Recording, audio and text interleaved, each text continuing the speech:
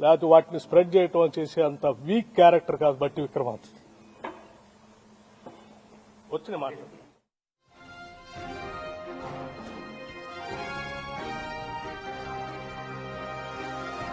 Right.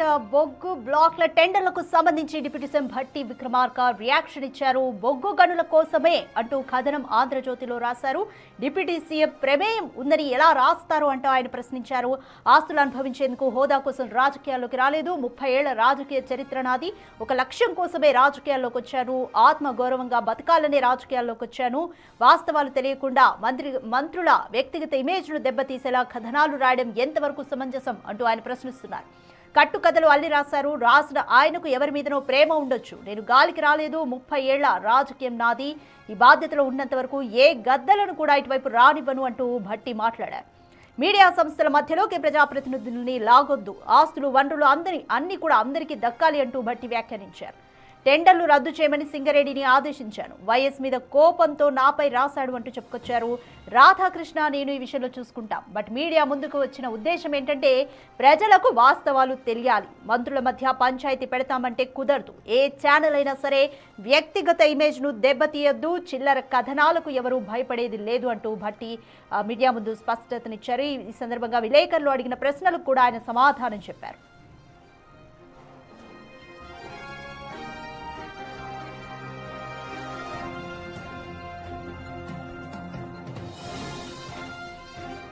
ఇదే విషయంపై మరింత సమాచారం అసోసియేట్ ఇన్పుట్ ఎడిటర్ గణేష్ అందిస్తారు. రైట్ గణేష్, బట్టి రియాక్షన్ చూసాము. మీడియా ముందు ఆయన కొన్ని హాట్ కామెంట్స్ కూడా చేశారు. వైఎస్ మీద కోపంతో నా మీద ఇటువంటి కథనాలు రాస్తున్నారు అంటే చెప్పుకొచ్చారు.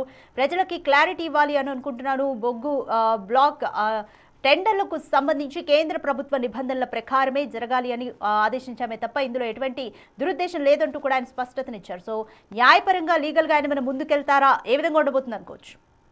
ఎందుకంటే దాదాపు ఒక 3 నుంచి 4 దశాబ్దాల రాజకీయ చరిత్రలో ఎప్పుడు కూడా బట్టి ఈ విధంగా అంత ఎమోషన్స్తో కావచ్చు, అంత కోపంతో కావచ్చు, అంత భావోద్వేగంతో కావచ్చు, లేకపోతే రాజకీయాల పట్ల ఉండే అసహనాన్ని కావచ్చు, లేకపోతే వచ్చిన ఆ స్టోరీస్లో ఉన్న విషయాలపైన కావచ్చు, ఇంత సూటిగా మరోవైపు ఇంత హార్ష్గా ఆయన స్పందించిన దాఖలు ఎక్కడ మనకు కనిపించవు. ఎందుకంటే దాదాపు 3 నుంచి 4 దశాబ్దాల పాటు ఆయన రాజకీయ చరిత్రలు ఉన్నారు. కానీ ఇప్పుడు ఈ రోజు జరిగిన ఈ ప్రెస్ కాన్ఫరెన్స్లో అది కూడా అత్యవసరంగా, అంటే ఎంత అత్యవసరంగా ఏర్పాటు చేశారంటే అది అందుబాటులో ఉన్న మీడియా అంతా ఒక్కసారిగా ఆయన దగ్గరికి రమ్మనేది, ప్రజాభవన్కి రమ్మనేది ఒక కాల్ వచ్చింది. ఆ కాల్తో అందరూ వెళ్ళారు. ఆయన అత్యవసరంగా, అంటే ఎప్పుడు కూడా ఇలాంటి మినిస్టర్కి సంబంధించిన ప్రెస్ కాన్ఫరెన్స్కి సంబంధించిన ముందుగానే ఒక నోటు ఇది ఇస్తారు ముందు, అంటే అందరికీ ఒక పిలుపు ఉంటుంది, దానికి సంబంధించిందంతా ఉంటుంది. కానీ ఈ విషయానికి సంబంధించి మాత్రం అత్యవసరంగా ఏర్పాటు చేశారు. ఎందుకంటే దీని అంతటికీ ప్రధానమైన కారణం అందరికీ తెలిసిందే. ముందు నుంచి కూడా అటు కోమటిరెడ్డి పైన వచ్చిన కథనాలు కావచ్చు, ఒక ఐఏఎస్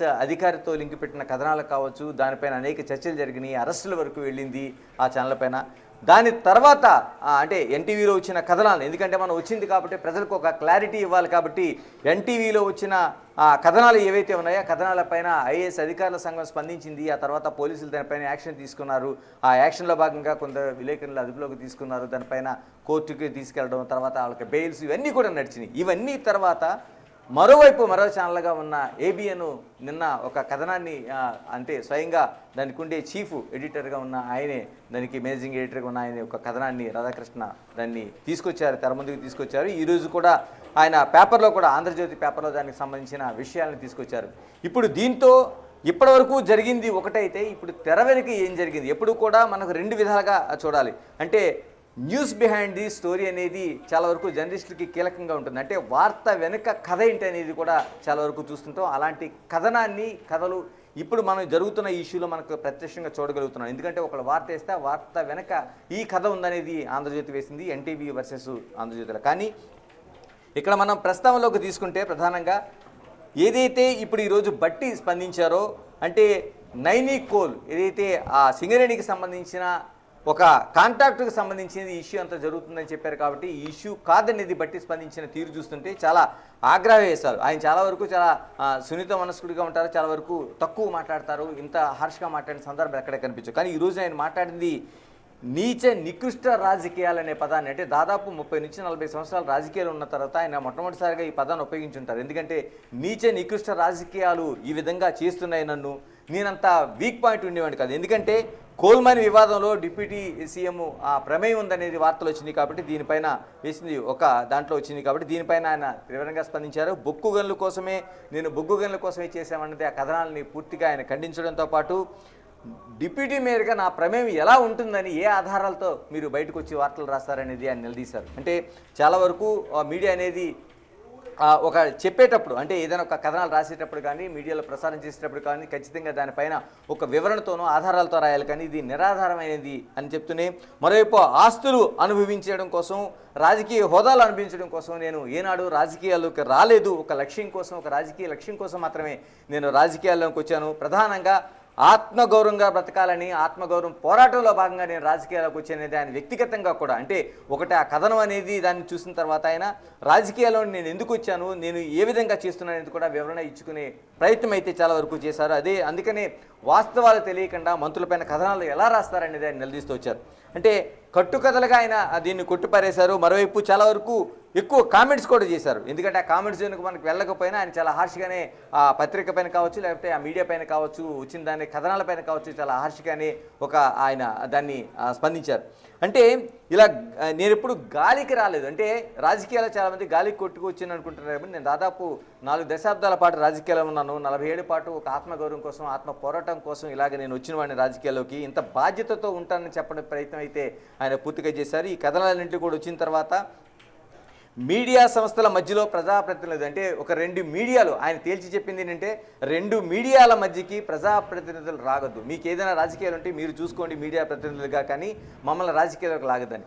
టోటల్ ఎపిసోడ్ అంతా చూస్తుంటే మనకి ప్రధానంగా మీడియాకి మధ్య, రాజకీయ నాయకుల మధ్య, మంత్రులకి మధ్య, మరోవైపు ప్రధానంగా కాంగ్రెస్ పార్టీకి మధ్య, అంటే ఇలాగ అధికారులకి, ఐఏఎస్ అధికారులు, ఐపీఎస్ అధికారులు మొత్తం అంతటికి అంటే ఏదైతే మనం దాదాపుగా 4 పిల్లర్స్ అని చెప్పుకుంటామో ఆ 4 పిల్లర్స్లో అంటే న్యాయ వ్యవస్థ ఒక్కటి తప్ప మిగతా 3 పిల్లర్స్ కూడా ఇప్పుడు ఈ వ్యవస్థ ఏదైతే కథనాలు వచ్చినాయో, కథనాలు ఆ తర్వాత ప్రతి కథనాలు వచ్చినాయో వీటన్నింటిపైన చుట్టూ తిరుగుతుండగా మనకు కనిపిస్తుంది. చాలా వరకు చిలికి గాలి అంటాం, కానీ ఇది కాదు, ఒక సునామీలాగా మారిపోయింది. ఈ సునామీ అనేది ఎక్కడికి దాటుతుంది? ఎందుకంటే ఈ రోజున బట్టి ఆయన మాట్లాడుతున్న సమయంలో కూడా 2-3 సార్లు అసహనంగా లేవడానికి ప్రయత్నించారు. ఒక ప్రశ్న వచ్చిన తర్వాత దాన్ని కూర్చొని ఆ విలేకరు అడిగిన ప్రశ్నకి ఎవరు నన్ను చేస్తున్నారు అంటే ఇలాగ ప్రశ్న అడిగిన వెంటనే మీ ప్రమేయం ఉంది కదా అంటే ఎవరు రాశారు దాన్ని అనేది ఆయన చాలా పర్టికులర్గా నిలదీస్తూ ఎవరు రాశారనేది వాళ్ళ నోటితోనే చెప్పించే ప్రయత్నం చేశారు. అంటే చాలా వరకు మనం ఇది చూస్తుంటే ఒక 3 వ్యవస్థల మధ్య ఒక అతిపెద్ద ఒక చర్చగా జరుగుతుంది. ఇప్పటికే ప్రజల మధ్యకి వెళ్ళిపోయింది. మీడియాకి మధ్య కావచ్చు, లేదా ప్రజాప్రతినిధుల మధ్య కావచ్చు, లేకపోతే మిగతా ఐఏఎస్ ఐపీఎస్ వ్యవస్థల మధ్య కావచ్చు, అడ్మినిస్ట్రేషన్కి సంబంధించి ఇంత దాంట్లో బట్టి ఇప్పుడు ఏం చేయాలి తీసుకోబోతున్నారు అంటే బట్టి నిజంగా లీగల్గా ఫైట్ చేయబోతున్నారు, లేకపోతే దాన్ని చాలా వరకు దీన్ని ఈ కౌంటర్తోనే సరిపెడతారా, లేకపోతే దీంతో ఇక్కడ ఆగుతుందా, లేదా ఆ మీడియా వార్ అనేది ఇంకా కొనసాగే అవకాశం ఉందా, ఆ మీడియా వార్లో ఇంకా ఏమి రాబోతుంది? ఏదేమైనా కోల్కి సంబంధించి అంటే నైనీ కోల్కి సంబంధించిన ఏదైతే సింగరేణిది ఉందో దాంట్లో కూడా ఒక క్లారిటీ ఇచ్చే ప్రయత్నం చేశారు. దాన్ని సైటు విజిట్ దానికి సంబంధించి గతంలో ఉండే నిబంధనలే తను పాటించాను, దాంట్లో మార్ఫింగ్ చేయాల్సిన అవసరం ఎక్కడా లేదు, దాని నిబంధనల ప్రకారమే చేశాను, ఎందుకంటే తన ఆధ్వర్యంలో నడుస్తుంది కాబట్టి దాన్ని ఖచ్చితంగా పాటించే ప్రయత్నం చేశాను, ఎవరికి ఫరగా చేయడం కావచ్చు, ఇంకోటి ఎవరైనా టార్గెట్ చేయడం కోసం చేయలేదు అని చెప్తూనే మరోవైపు ఇది ప్రజల కోసమే పనిచేయడానికి అటు సీఎం రేవంత్ రెడ్డి కావచ్చు, మంత్రులు కావచ్చు, మేము ప్రజల కోసం రాష్ట్ర ప్రజల విస్తృత ప్రయోజనాల కోసం మేము పనిచేస్తున్నాం కాబట్టి దీన్ని డివియేట్ చేయదు, మీ మీడియా వారు ఉంటే మీ మీడియా వారు తేల్చుకుందని చెప్పారు. ఇప్పుడు నిజంగా ఇది మీడియా వారుగా మిగులుతుందా? 2 ఛానళ్ళు కావచ్చు మిగతా వాటి మధ్య వారుగా మిగులుతుందా, లేకపోతే ఇందులో అంతకుముందు వచ్చిన కథనాలు నిజంగా మీడియా వారైతే ఒక మంత్రిని కోమటిరెడ్డిని ఆయన బయటికి లాగాల్సిన అవసరం వస్తుంది, ఐఏఎస్ అధికారులను బయటికి లాగాల్సిన అవసరం వచ్చింది, దీనిపైన ఐఏఎస్ అధికారుల సంఘం ఎందుకు స్పందించాల్సిన అవసరం వచ్చింది? మరోవైపు మీడియా కథనాల ప్రకారం ఒక ఐఏఎస్ అధికారిని ఆత్మహత్యాయత్నం కానీ ప్రయత్నించిందంటే నిద్రమాత్రలు మింగి ప్రయత్నించినట్టుగా వచ్చిన వార్తల నేపథ్యంలో నిజంగానే దీనిపైన ఇప్పటికే సిట్టు నడుస్తుంది కాబట్టి సిట్టు పైన ఒక కీలకమైన విషయంగా దీన్ని తేలబోతుంది. ఇప్పటివరకు జరిగింది ఒక ఎత్తు అయితే ఇప్పుడు జరగాల్సిన ఇన్వెస్టిగేషన్ అంటే బట్టి మాటల తర్వాత వచ్చిన కథనాల తర్వాత, ఎందుకంటే సిట్టు వేసింది కేవలం ఎన్టీవీలో వచ్చిన కథనాల పైనే అది నడిచింది కాబట్టి ఇప్పుడు దాని తర్వాత వచ్చిన ప్రతి కథనాలు ఏబిఎన్లో కావచ్చు, ఆంధ్రజ్యోతిలో వచ్చిన కథనాలు కావచ్చు, వీటిపైన ఇప్పుడు ఈరోజు బట్టి స్పందించిన తీరు పట్ల ఈ విషయాలపైన కూడా సిట్టు సమగ్రంగా విచారణ జరిపించాల్సిన అవసరం, ప్రజలకి అనేక ప్రశ్నలు, అంటే ఒకటి కాదు రెండు కాదు అనేక ప్రశ్నలు మనకు కనిపిస్తున్నాయి కాబట్టి ఆ ప్రశ్నలకు సరైన సమాధానం రావాల్సిన అవసరం ఉంది.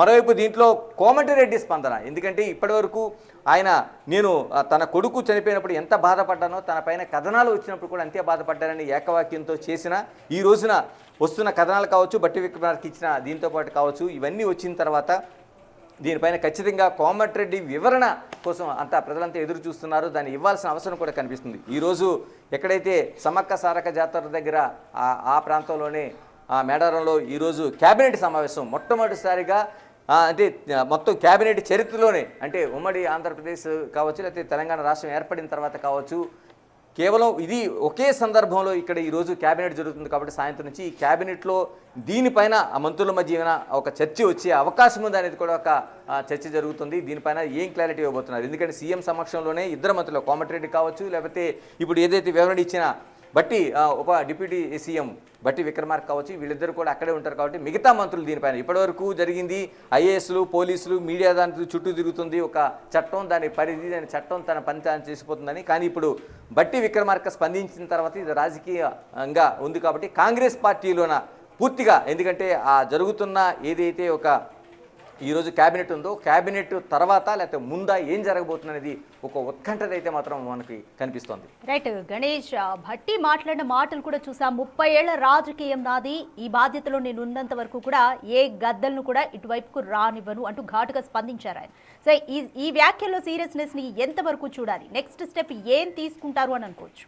ఎస్, ఎందుకంటే మొత్తం ఆయన మాట్లాడిన ఈ ఏకవాక్యం అంటే గద్దలను మాత్రం రానివ్వనంటే నిజంగా ఆ గద్దలు ఎక్కడ వాలబోతున్నాయి అంటే నైనికోల్లో వాలబోతున్నాయా, సింగరేణికి సంబంధించిన ఈ టెండర్లో వాలబోతున్నాయా? గతం నుంచి కూడా జరుగుతున్న చర్చ ఇది. ఎందుకంటే కోమటిరెడ్డి కూడా గతం ఉన్నప్పుడు కూడా ఏదైతే సింగరేణికి సంబంధించిన టెండర్లకు సంబంధించి ఆయన ఎంపీగా ఉన్నప్పుడు కూడా అనేక ఫిర్యాదులు చేశారు. ప్రభుత్వంతో అప్పుడు ఉండే బీఆర్ఎస్ ప్రభుత్వంతో ఫైటింగ్ చేశారు, కేంద్ర ప్రభుత్వం దృష్టికి తీసుకెళ్లారు, దాన్ని ఆప్ చేయించగలిగారు.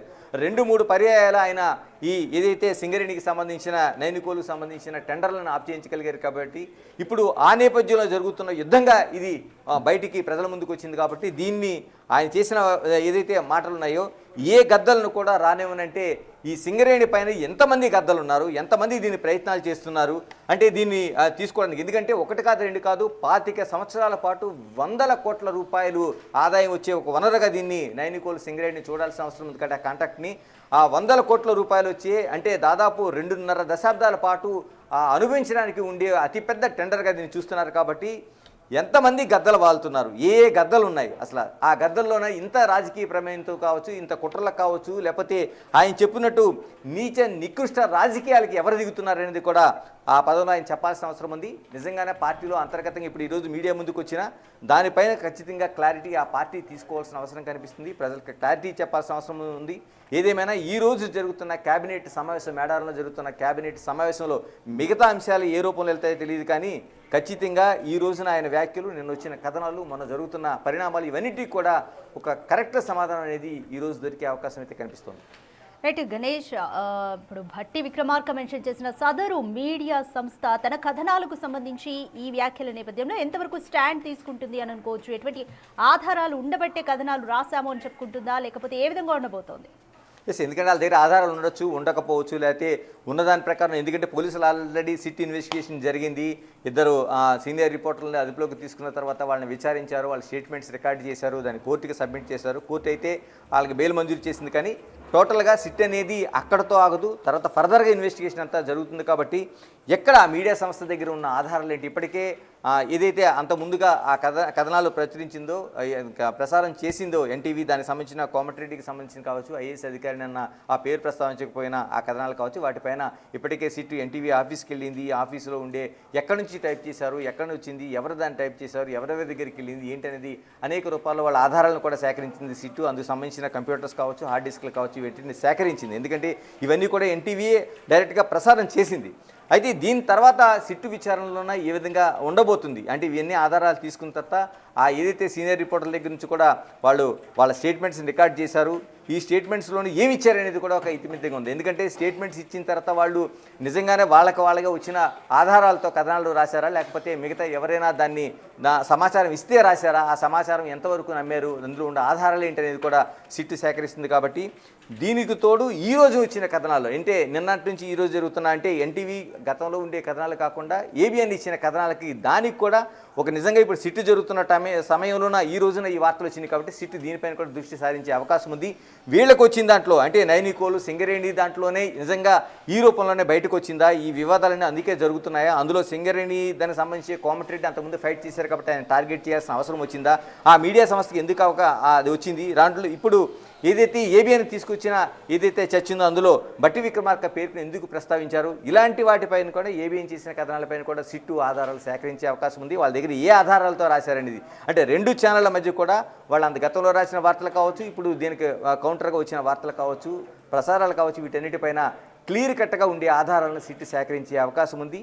ఏదేమైనా సిట్టు విచారణ దాదాపు ఒకటి కాదు దాదాపు 10 మందికి పైగా ఉండే సీనియర్ ఆఫీసర్తో ఒక సిట్టు ఏర్పడింది. కాబట్టి దీనికి సిటీ పోలీస్ కమిషనర్ సజ్జనారు నేతృత్వంలో జరుగుతుంది. కాబట్టి వీటన్నిటిని ఏ విధంగా మొత్తం విచారణ చేసిన తర్వాత సిట్టు ఒక క్లియర్ కట్ పిక్చర్ అయితే ఇవ్వాల్సిన అవసరం ఇస్తుందనేది కూడా అంతా ఎదురు చూస్తున్నారు. Right, thank you Ganesh.